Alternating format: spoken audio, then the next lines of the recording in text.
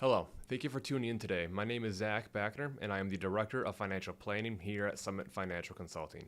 Today, we're going to be discussing a topic that is very near and dear to my heart, as it is one of the main reasons why I decided to choose this career path. We're going to be discussing the time value of money.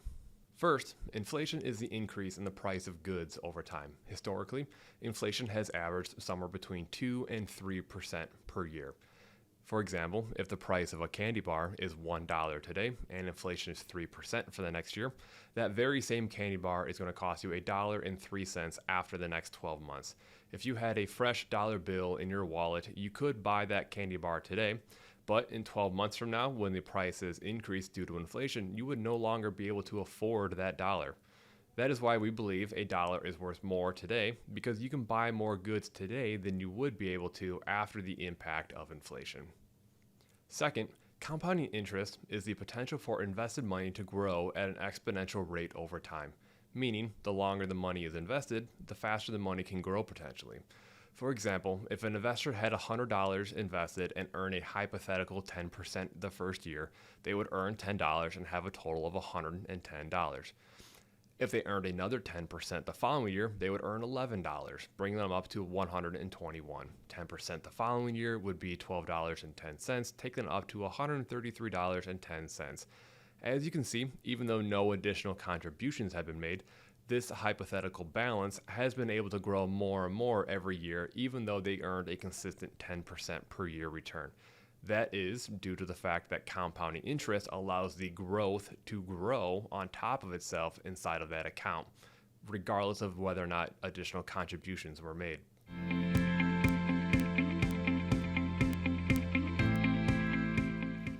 In order to calculate the time value of money, you need 4 of 5 variables. The 5th variable you are looking to solve for, and you will be able to as long as you have the other 4.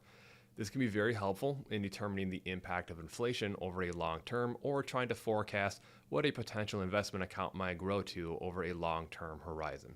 The variables are present value, future value, annual contributions or withdrawals, number of years, and annual rate of return or inflation rate. We're going to go through a couple of examples that might illustrate how these calculations can be used. We're going to be illustrating 2 different investment account hypotheticals over a long period of time. The client on the left side has invested a total of $10,000 per year for 20 years, while the client on the right side has invested $5,000 for 40 years. The same amount has been invested for both clients. The only difference is that one started twice as soon but did half as much per year. And as you can see, because they started sooner, they actually ended with a $400,000 potential difference at the end of the forecast. The difference is the result of compounding interest. Because the individual on the right started sooner, they were able to get growth into their account sooner, and that growth had more time to compound on itself to grow over a long period of time. This next example will be comparing 2 hypotheticals that are very similar in details. The client on the left invested $5,000 for 39 years, while the client on the right, like our original illustration, invested $5,000 per year for 40 years. As you can see, by delaying savings for just 1 year, the individual on the left lost out on about $48,000.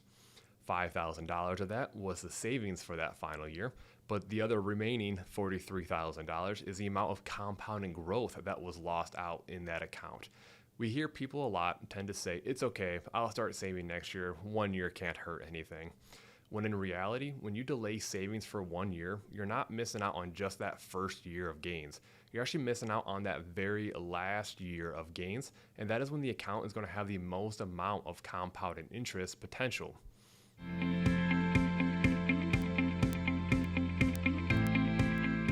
As always, all the context in this video is for informational purposes only. It's not intended to provide any tax or legal advice or provide the basis for any financial decisions.